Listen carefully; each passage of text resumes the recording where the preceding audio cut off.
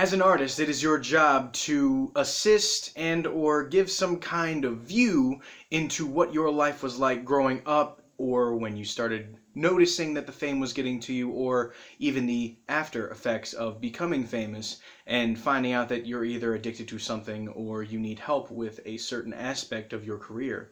Now, this album was just released on Friday, but I have to admit, even though it's a week old, it's definitely showing some of the most vulnerable music that Florence has ever released to date. Now, I am a very big fan of her work. I have purchased the sophomore and junior albums on vinyl, and I also purchased her very first album on CD. Now, that doesn't take away from the fact that I am a total fanboy over the fact that this album came out, but I did not expect it to show such a gashed view of how she was. There was a little bit of a story going around that she broke her leg, and it ended up being because she was drunk on stage at the time, but she didn't really see it as much of an addiction. She saw it as she was just having fun and things got a little out of hand. But come to find out, she was addicted to that. And also in turn to find out on the second lead single, Hunger, that she was also addicted to drugs at some point. Now, Florence's music has always been one to show to her fans that unity comes from the beautiful sounds of music. And that's what she wants to show her fans every time she has the ability to. She's been on countless amounts of soundtracks, been sponsored by Final Fantasy 15, and they had her recruited for 3 songs, one of them being a rendition of Stand By Me. Me personally, I see that to be the best rendition. Now, I was listening to the album, and the opener, June, was a very good peek into what was being talked about on the album. It was about hold on to each other. It's basically a message to the fans that although I've gone through these horrible things and the things that I've done have achieved some massive amount of fame, I'm still a very vulnerable person, and I want you to know that I'm there with you. And the people that are connected to me through this music, you can connect with them as well. Hold on to each other. You will be able to get through the issues that you're seeing at the very moment. Now, Hunger's message is a very dark yet happy sounding song. A lot of pop groups have done this in the past, but it seems to hit a little closer to home because there are some people that I know over my time of living that have dealt with anorexia or dealt with drug abuse. Now, I don't know them personally, but I know them through the grapevine. And it's quite harrowing to hear something, especially from an artist that's so popular overseas, meaning here in the US in comparison to the UK, where she is also very popular.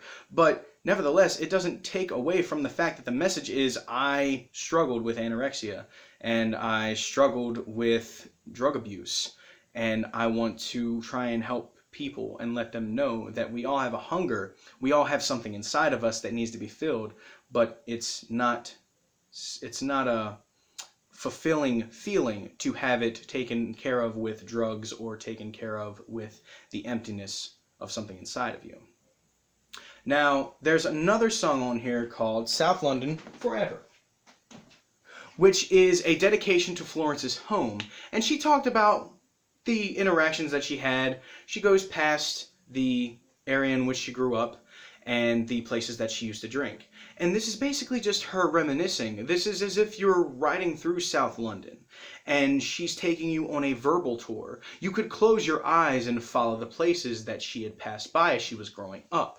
And that is an amazing feeling because you don't always get those kinds of pictures in your mind from an artist. At least nowadays. Not a lot of people put imagery in their music. They just talk about relatable things, or in other cases they talk about what's popular, and then that's it. They don't go any farther than that. Another one of the songs on here is the very lead single called Sky Full of Song. And it was more or less like Florence's Ceremonials Part 2.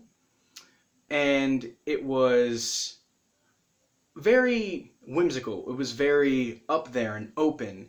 It sounded like it would have belonged on Ceremonials, but it's very, very interesting to hear how she can depict a situation just very, very The only word that I can think of, it's just imagery.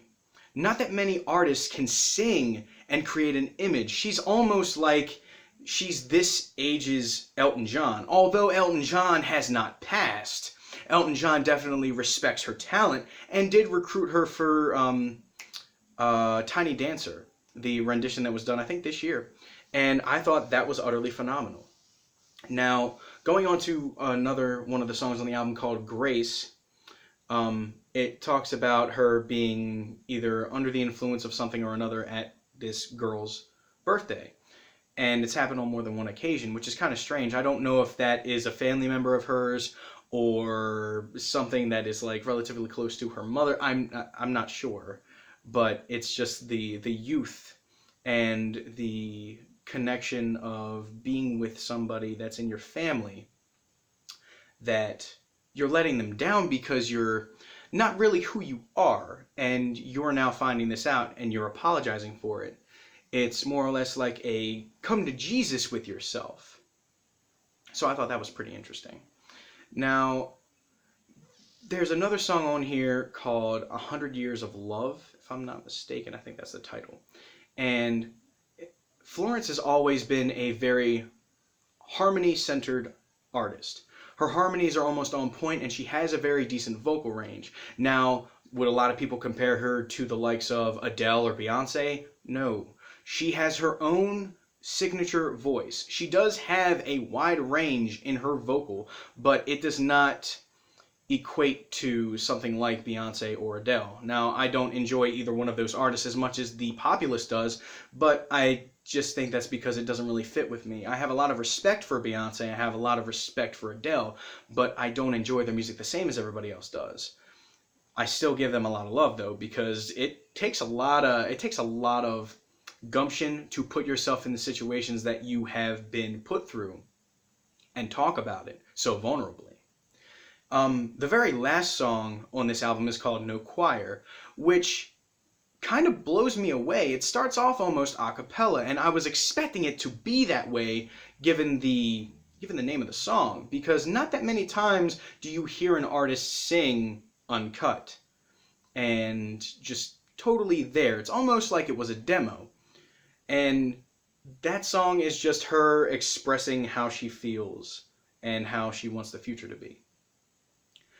A couple days ago, this message was put on her Facebook page for the band, talking about the album being released and how it was made for the fans. This album is the shortest that they've made, and it also does not have a deluxe edition. Now, that doesn't take away from anything, but it definitely lets everyone know that she was wanting to center on a message. And although this album is called Highest Hope, it's not showing that she is still addicted. She is getting through her addiction and she's moving past it. Honestly, this album is one of the most interesting albums that they've made. Is it one of the best? I'll have to leave that to be considered through time, because when I first heard How Big, How Blue, How Beautiful, I thought the album was good. Did I think it was great? No. But that's because every album that they've brought out, as I've listened to all three of them recently, a lot more recently than I thought I would have, because I thought this album was going to be a little bit of a monster instead of just 11 tracks of hardcore just going into how you feel. How Big, How Blue, How Beautiful is a special album in its own right. Ceremonials is a very special album in its own light. Lungs is an introductory album to the band that is also very special in its own light. And so is Highest Hope. There is no better album of the four. There are always going to be albums that are better than another in a certain fan's eyes, but all in all, they all hold a candle to one another because they're all telling a story. They're all telling the beginning, middle, and end at that time. Florence lets you peek inside of what her life is like, and that's what makes her music so interesting. And I think that's all I have to say on this record. Now, this is probably going to be one of the only times I cover something outside of hip-hop, but that's because I'm such a very big fan of this band. I wanted everybody to know about it. And if you guys feel like listening to it, I'll leave a link in the description, as I always do. And if you feel like listening to something else, I'll leave the 3 other albums that preceded this one in the description. Because everything that is put on these albums is very intriguing. That is the only way that I can put it. The instrumentation is always phenomenal, but her voice is something that is to be consumed when you're not around other people. This is an album, much like the other ones, that you can listen to on your own. It's something you listen to absorb a message. And this is one that she uses in order to get past her addiction and the problems that she had in the past. This is episode 38 of Claws, and I'm very, very happy to have recorded this episode for this album specifically. Now, I know some people have been picking up that I've been putting out more and more music on the channel, and I'm going to be putting up a music video for a acapella that I'm calling Bloody Hands, or as it would be in Polish, Krwawa Ręka, and I'm planning to put that out within a week or two. And it's going to be recorded out of state. I'm hoping that it turns out as good as I want it to. I have a lot of good visions for that music video. It'll be the very first music video I put up in probably 6 years. I think it's been almost 6 years since I put up a music video on YouTube. And I hope everybody has the time to listen to it or watch it, whichever one you prefer. I'm happy with the feedback that's come back from the one takes that I've put up so far. And I hope everybody enjoyed the infinite one take that I put up this week. So, until next time, I'm not going to be putting out an episode next week. I'm going to be looking into other albums, and also I'm going to be on vacation in the meantime. But I'm willing to imagine that the next episode, which will be episode 39, will be on Triz's album, The Attic. And that's all I'm going to say for now. I will see you guys in 2 weeks, and that'll be all. Enjoy your week, enjoy the next week, and I'll see you guys then. Peace.